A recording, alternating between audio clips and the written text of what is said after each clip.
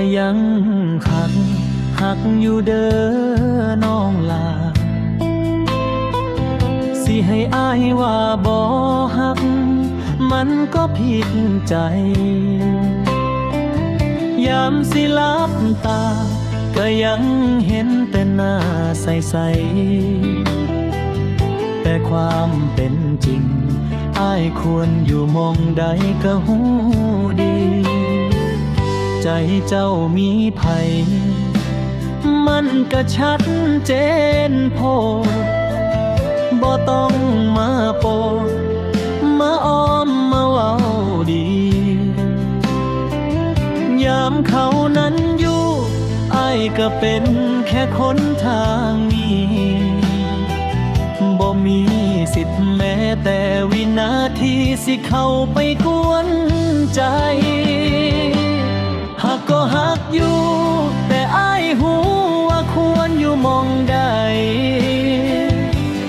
ย้อนว่าใจ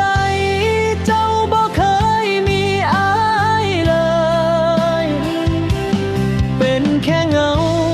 เป็นแค่ลมที่พาดผ่านเลยอ้ายรู้อยู่เสมอว่าใจเธอมีเขา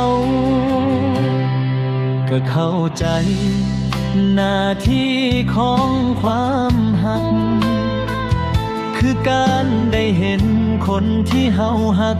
มีความสุขสิเจ็บส่ำใดอ้ายก็สิเก็บไว้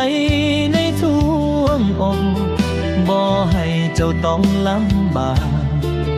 บ่ให้เจ้าต้องเป็นทุกข์ย้อนคนอย่างอ้ายบ่เป็นหยังดอกบ่ได้โกรธหรือเคียดแค้นสิเป็นแฟนบ่ได้ก็ขอเป็นคนเคียงข้าง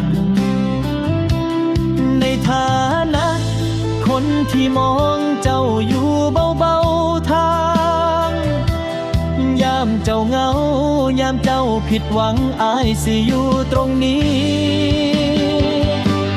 หักก็หักอยู่แต่อ้ายหูว่าควรอยู่มองใดย้อนว่าใจ